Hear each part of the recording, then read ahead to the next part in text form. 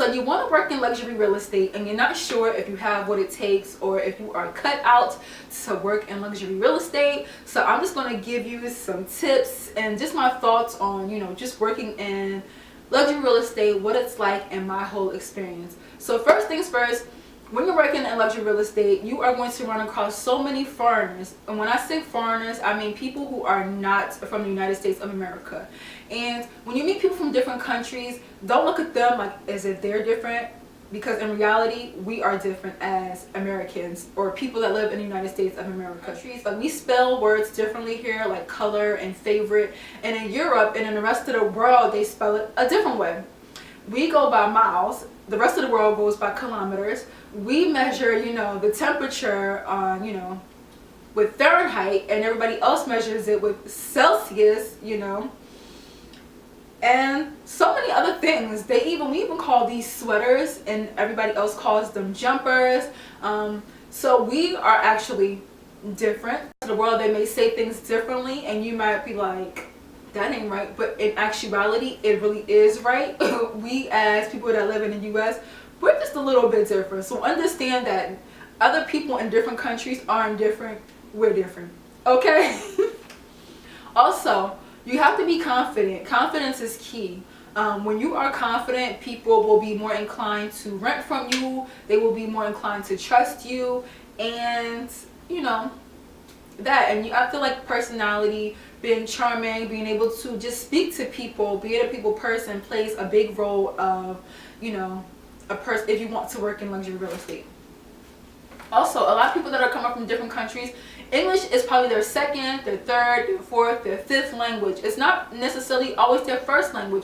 So you have to speak slowly when you are speaking, with people. So if you don't have patience and things like that, you get annoyed easily, luxury real estate is not for you. Especially when you're working with like the Chinese, the Japanese. I noticed that, a lot of them, their English is really good, but some of them you really have to speak a lot slowly for. And that's just to name a few. Other countries you have to speak slowly for too, but since I work with a lot of Chinese, Japanese, and Koreans, I'm just referencing these countries. So if you're gonna be interacting with a lot of foreigners, just know that there is going to always be a translator in the group. So you will be telling one person, basically interacting with one main person in a group most of the time.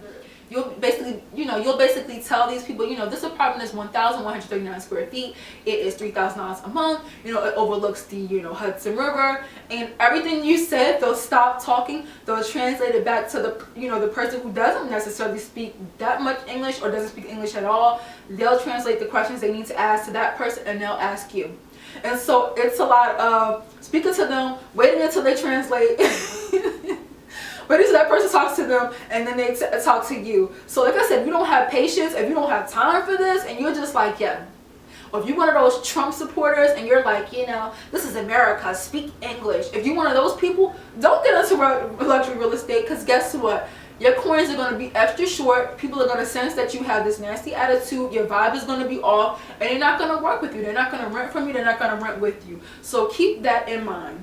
And I also noticed, our architecture and the way we build buildings and properties, we think that they're grandiose and we love them and we think that they're great. And I feel like a lot of mostly Europeans especially are very underwhelmed with the architecture of American, design. Even the stuff that we call luxury and it's brand new, that's going up. I noticed that a lot of Russians that I run across. This is my personal experience. So if you're Russian, I'm not trying to come for you or anything like that. But they are very underwhelmed with, our, properties. And I come across some that are just looking around very bougie. They have their furs on. And, I'll be like, so, what do you guys think about the apartment? Like, I'm very underwhelmed, I mean, it's okay, but, it's not on that, That's their attitude versus when an American comes in, they're like, oh my gosh, this is lovely, this is great. And a lot of things is, I don't understand this. A lot of developers, they put P-TECH units in the apartment. So it's like this big P-TECH unit versus just making a central air. And to me, that's just not luxury. That's my opinion. And a lot of the Europeans don't find that luxurious as well. I've also run across some Scandinavians that were pretty underwhelmed with our American architecture. So just be prepared if someone doesn't like what you're showing them. Don't be offended. I mean, you didn't build the place. you know, for crying out loud. It's not your design, it's not your architecture. So just either take them to another property if you can, or if you are a property manager like myself and there's nothing else to show them, just that's that. just take the L, and hopefully the next person who comes through the door will like what you are showing them and they will want to rent. You know what I'm saying? So that's that. Another thing that I noticed is the U.S. contracts a lot of foreigners to do, you know, work in the U.S. So people will come to you with, you know, 1-year contracts, 2-year contracts, and you'll basically ask them for their work visa. They must have a work visa in order to rent them an apartment. But I was just thinking about that, and then they'll like bring me like their offer letters, and they're making good money. Like some make like 90,000. You know, I've seen people make, you know, 6 figures. You know, upwards to like $200,000 a year. And so as Americans, we're wondering like, you know, why we can't get hired. Meanwhile, a lot of companies are just hiring foreigners from foreign countries. Maybe they are cheaper in retrospect to bring here and to work. Maybe, you know, for a tech position, they would have to pay someone about $200,000 a year, and they could get someone from India for about $100,000. I mean, that's cheaper on a company, and that, I don't know, that's just interests me how many foreigners I come across that I rent apartments to. Even like kids who come here for college, and it's like these are seats that they're taking that American students could, you know, have. But that's just my little tangent on, you know, my discoveries working in luxury real estate. Because like I said in a previous video, working in real estate, I'm like noticing so many other things that I never thought about or noticed before. So that's that. So be prepared to work with a lot of people who are here on work visas and deal with that whole shenanigan, and even student visas and dealing with I-20 forms and all that stuff. Sometimes you may have to collect all the rent up front for like the whole year, or, you know, however your company decides to do it. Also, one thing I noticed is that in the U.S. we say things like $1,100, $2,300, or that was $5,500. So if I say, hey, you know, the rent on this apartment is $2,500, I noticed that most like Chinese, Koreans, Japanese, they're like, and just not them, like a few other cultures, they get confused. They don't know what you mean by that. So you have to say things like $1,100. That's the way they learn how to say numbers in English. So it would be $1,100, $2,500, $5,100, not $5,100, because they get like totally confused. Like, what? I noticed. So someone that is foreign, they just left their home country and they're in the U.S. and they're like, listen, I need an apartment. How much is this? And you say, oh, this is $2,200. It's going to be confusing. So that's one thing I noticed about working in real estate. The way that we word things as American or people from the U.S. is different from other people. So keep that in mind. Also, they're going to ask you about the one room. Like if they want to rent an apartment, most of them will say, hey, I'm interested in a 1-room flat. And what they mean by that is a 1-bedroom apartment or a 2-room flat. And at first I would be like, you mean 2 bedrooms? Like we don't have apartments with like 2 rooms. Like that used to catch me. And then after a while I'm like, okay, they mean 2-bedroom apartment. So a flat is an apartment. And you guys should know this by now, especially if you work in real estate, especially if you even watch TV, that, you know, other people in other parts of the country call it flats and we call it apartments, okay? So a flat is an apartment. Also, another thing is explaining why we are missing the 13th floor. So on my property, we call the 13th floor the sky floor, okay? And then we have like the penthouse floor. And so they would be confused, like, what does SF mean? And I'll be like, oh, that's the sky floor. And I'll be like, but why? I'm like, it's just the 13th floor. Like, it's nothing special, it's just the 13th floor. And some buildings, they even skip the 13th floor. So that is always going to be a topic of conversation if they realize that, you know, the 13th floor is missing or is called something different. They're going to definitely ask you about it. And I noticed in the U.S. we call the top floor the penthouse floor a lot of the times.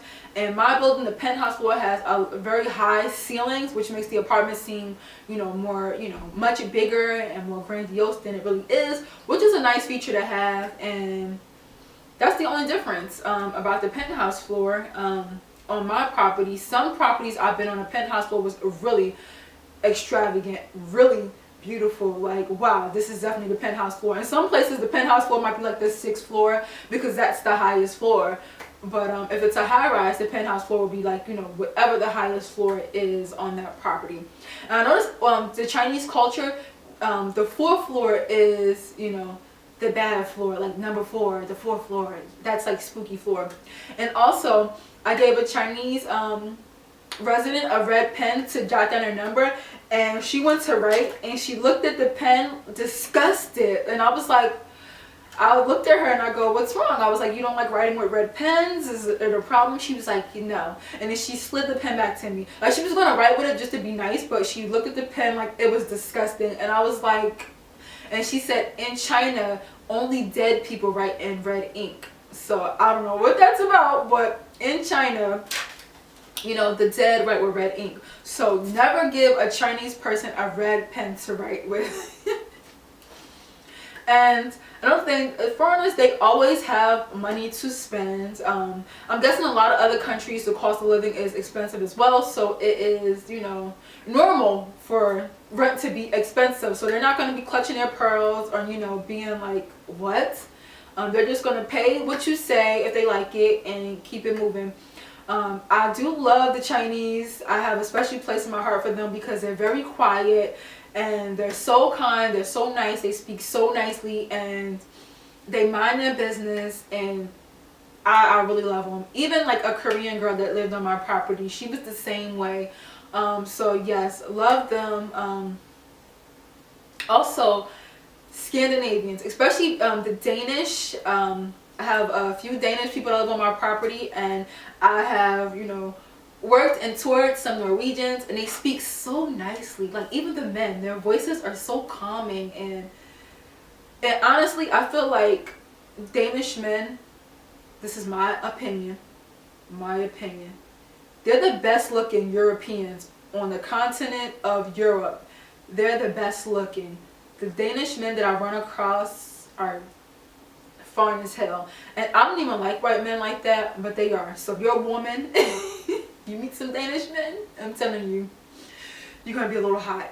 Also, Norwegian men, I feel like they are in second place. They're very nice looking too, and they're very in shape. And I guess it's because I am someone who likes, you know, metrosexual, like very clean and well mannered and well soft spoken men, very respectful men. That's just my preference.